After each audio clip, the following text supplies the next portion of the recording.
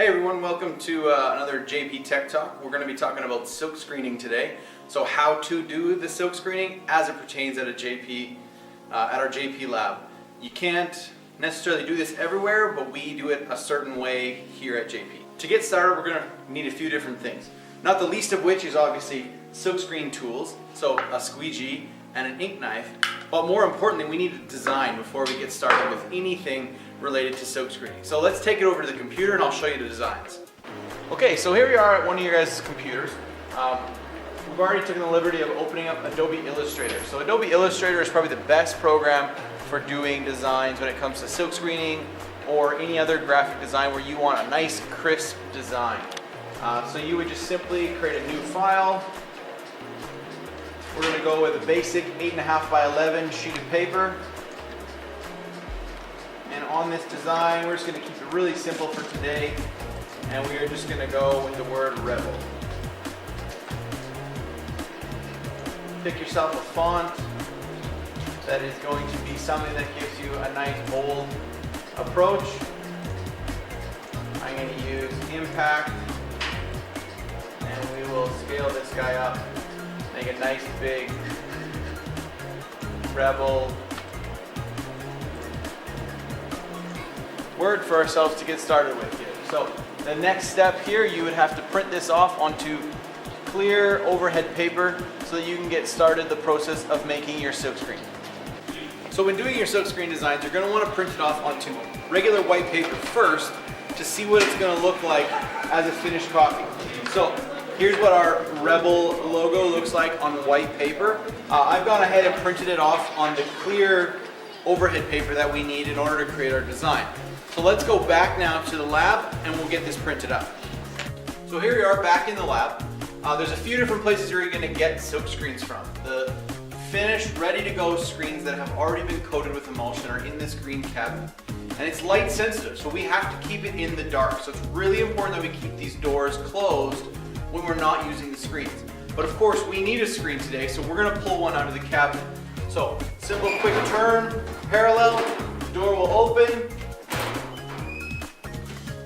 We can slide out a screen. As you can see, it's coated with emulsion, it's ready to go. We'll close this cabinet again. Make sure it's closed up so no more light can get in there. And then we're going to take this screen over to the burner. So here we are at our silk screen burner. So what we're going to do is we're going to take this screen, which is not exposed to light yet, and we're going to expose this design onto it. So what we need to do, the way it works is we actually take this design, put it onto the glass table here first, and put our screen over top. What that does is wherever your design is, that actually protects the emulsion stuff, keeps it soft. Everywhere else it's going to get hard so that it won't come off, and what we'll do after is wash out the design to reveal our image. So we need to make sure a couple things. One, this is down flat, and two, you can read it. If it's a word, especially like this, you have to be able to read it down through your screen and make sure that it is the right way around. Otherwise, when you try to print it on a shirt, it'll be backwards, and we definitely don't want that. Next step, we take this little bundle of yarn. It helps to create a good vacuum, so we need to put it over top of our design here, out of the way. We're going to lift the lid, pull a kickstand out of the way, bring this down, and then you can lock it down. Now if you need to make a slight adjustment, you definitely can do that. Hook these clamps into place. Now when I turn on the air compressor, it's going to get really loud in here, and you probably won't be able to hear what I'm saying. So we'll put some subtitles on so you can figure out what's going on. Turn on the vacuum, and then you need to get a timer. So I have a watch, or you can use your phone to time, and you need to time it for 2 minutes and 30 seconds.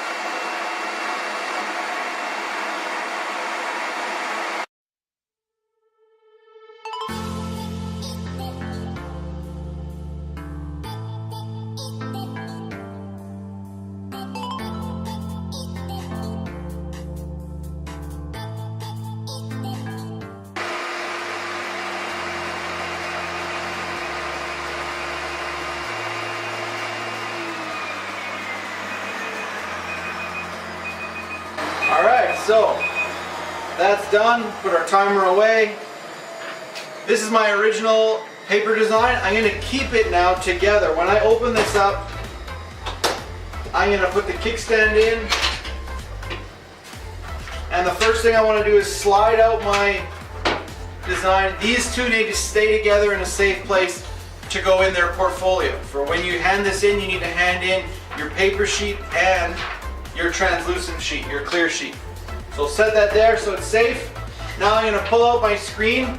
Now right now it doesn't look like much has happened because all that's happened is it's exposed that image onto this emulsion, but it was already dry before. So the magic happens when we go to the sink right next door here. So here we are in the sink. As you notice, I've got my screen sitting back down. So the bump side, if you will, is the back. This is the front. So this side is the side that was exposed to the light. This is the hard side of our screen. So I'm going to take my sprayer here, wet the front side down.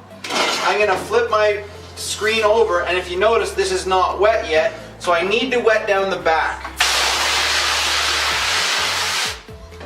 In order to get things to start softening up, I really need to wet down the back. It's a super crucial, important step. Once I've wet it down though, I don't want to spray on the back because that's the soft side of the design. So I'm going to flip it over here, and I don't want to wreck our design. I'm going to be patient and use this regular hose, turn it on here, give ourselves lots of water, and now you can start to see our design starting to show up. Now in order to make things go a little bit better, a little bit smoother, I sometimes will just give a little gentle massage on the top of my design, and it kind of breaks the surface of that emulsion so that the water is able to affect it better and a little bit faster. As well, make sure periodically you're checking the back. You can always run a little bit of extra water on the back side here to make sure it stays wet. But the majority of your spraying needs to come on the front side of your screen. To speed this process up a little bit, you can use the sprayer, but be careful not to spray too hard or you'll wreck your design.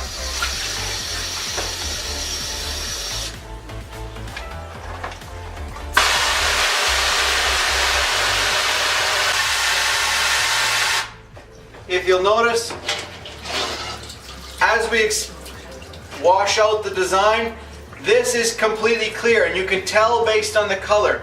This is the same color as the sides where there is no emulsion. If you're using a yellow screen, it needs to be just as yellow in the center as it is on the outside, right? Make sure these two match. Otherwise, it's not completely cleaned out. Here is not totally cleaned out, and obviously in this area, it still needs some more time. So let's get back to it.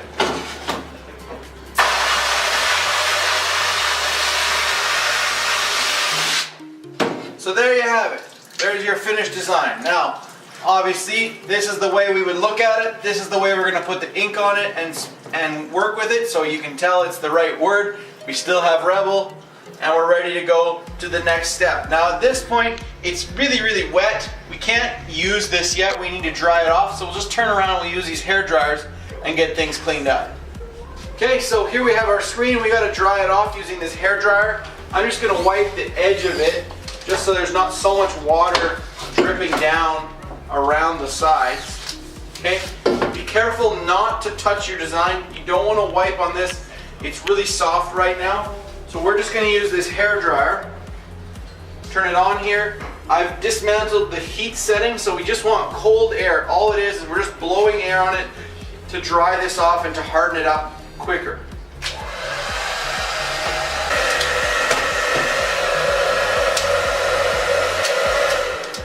Okay, so I'm almost done drying this off. It takes a little while. You have to be patient. The best situation is if you burn your screen one day, you set it on the shelf in the back room to dry, and it dries overnight naturally. Obviously, if you're in a bit of a hurry, this is the way to do it. Slow and steady with a hairdryer gets you the best result. Be sure that your screen is nice and dry. If you notice here, mine is not quite totally dry, so there's still some shiny spots that I need to keep drying. I know that it's dry when it's dry to the touch and it's hard again. So once you have your design completely dry, you're going to need to tape off the flat side of your screen.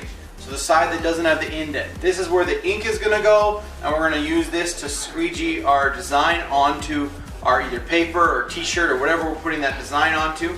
But on this back side here, we need to cover up all this extra space with tape so that we don't have any ink seeping through where we don't want the ink to be. So, pretty simple process. Get some rolls of tape. There's tape all over the place in the lab. What I always recommend, tape one down the side. Make sure that you have a set of keys or an X-Acto knife or something that you can cut the tape with. Be sure not to poke into the screens, okay? They're really expensive to get replaced. We don't want to damage them. The first piece of tape that you tape, you want to make a little loop or a handle so that when we're all done, we can pull everything off really easily. So these two pieces of tape overlap, just like that. And we're just going to do a crosshair pattern all the way till we meet our design. When you get close to your design here, be sure that you don't go over top of your design. We don't want to cover the design with tape, we just want to cover around it. We get nice and close here, but not covering it up. The better job you do taping your screens, the easier the tape is going to come off later when we get to the cleaning process. And there you have it, a finished taped screen.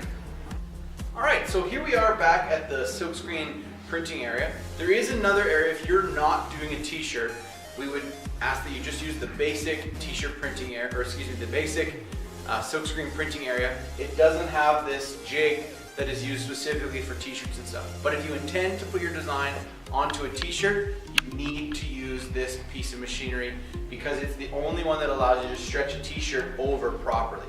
First step that we have to do is obviously turn on our stamp dryer. The ink that we're using, make sure this is set to high.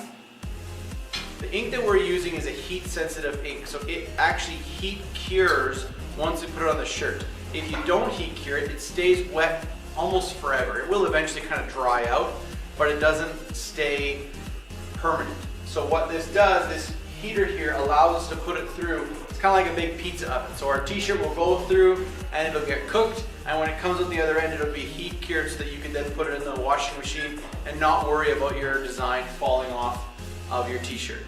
Okay, so we have this silk screen that we created earlier. We taped it off. It's all prepped and ready to go.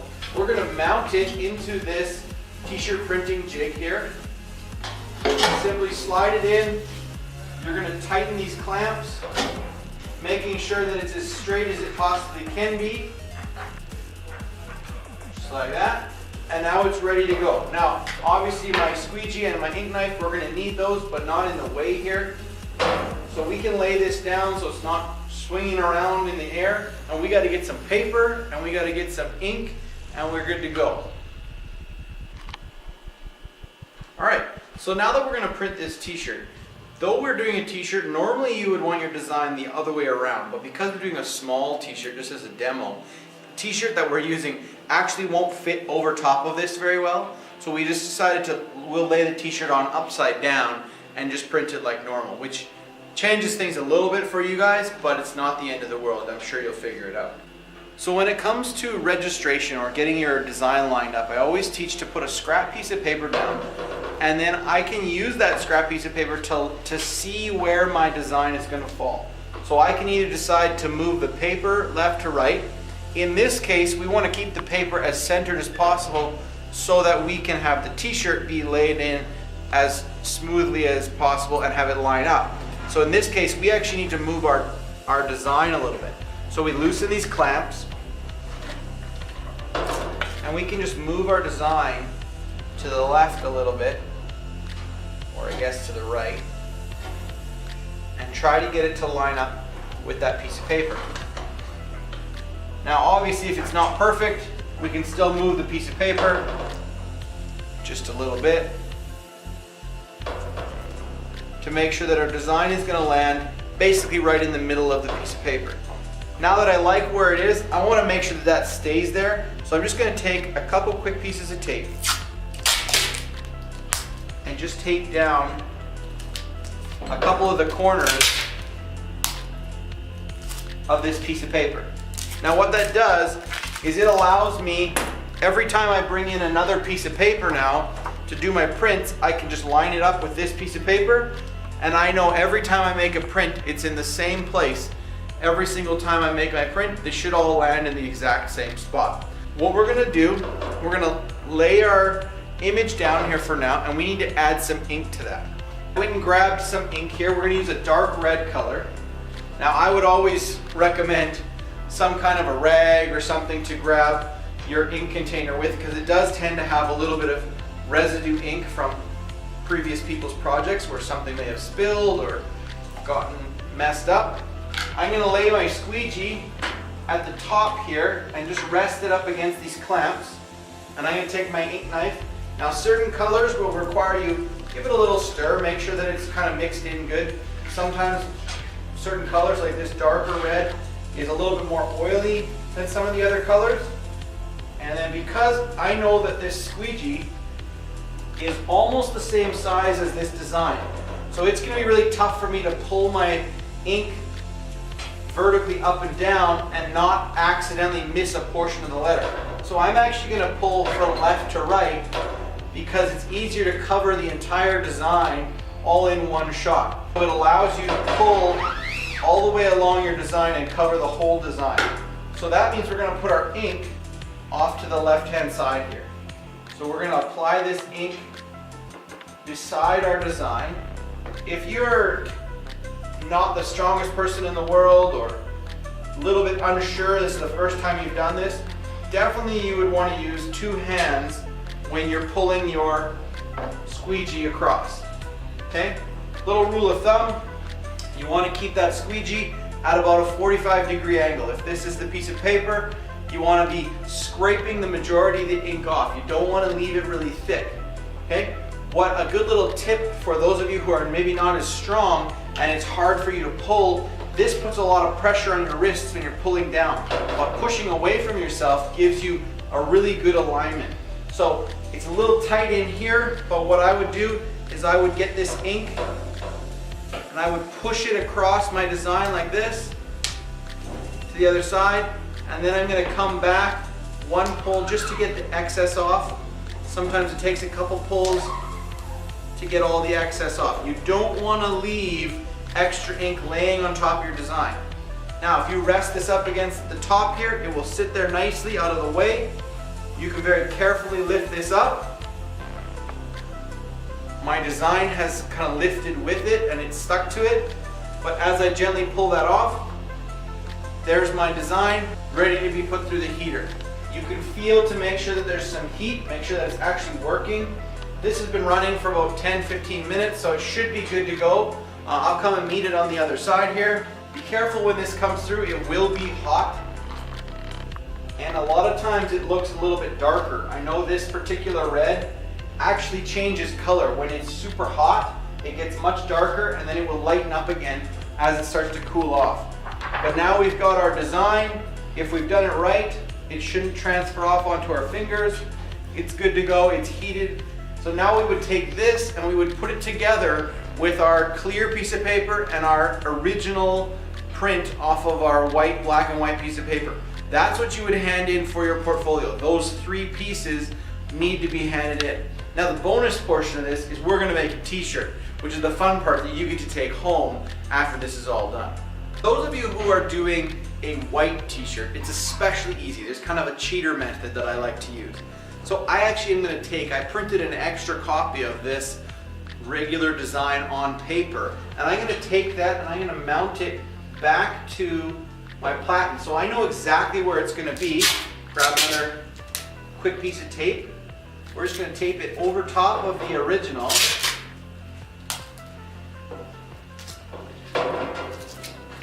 This is going to allow us to see exactly where the t-shirt is going to land. So when we place this white t-shirt over top of this design, I can now see through and I can actually see where my design lines up. So I can see if I'm centered, if I need to go a little bit left, a little bit right. And now because nothing has moved, all I have to do is lay this down. I'm going to pull some ink across because it's all on the right hand side. So I'm going to bring it across to this side, and then I'm going to use again that pushing motion to scrape it all off. Okay, that gets it nice and clean. Now if I did this right, when I lift this up, it should come off quite nicely. Not too bad. Rebel t-shirt. So now what we do, the last step, we're going to put this through our dryer. Make sure your sleeves or any cuff areas are down flat, that they go through the heater flat, because if they're too high, they'll actually touch and they'll burn. I know from first-hand experience, it's not the best, and especially if you're doing a project, you don't want to be wasting your good t-shirts that you bought. They cost money, and I know that, and we want to make sure we do it all properly. So let's meet this on the other side. So there's our finished shirt. If you're concerned about whether it's completely dry, I always say it never hurts to put it through again. You can touch it with the back of your finger, make sure there's no issues. If you can see this, it's nice and even. The ink is nice and flat. There's not big globs of ink on there. You want to use just enough ink to get it coated, not a ton of extra. It doesn't do you any good to have a whole bunch of ink blobbed on there. It actually makes it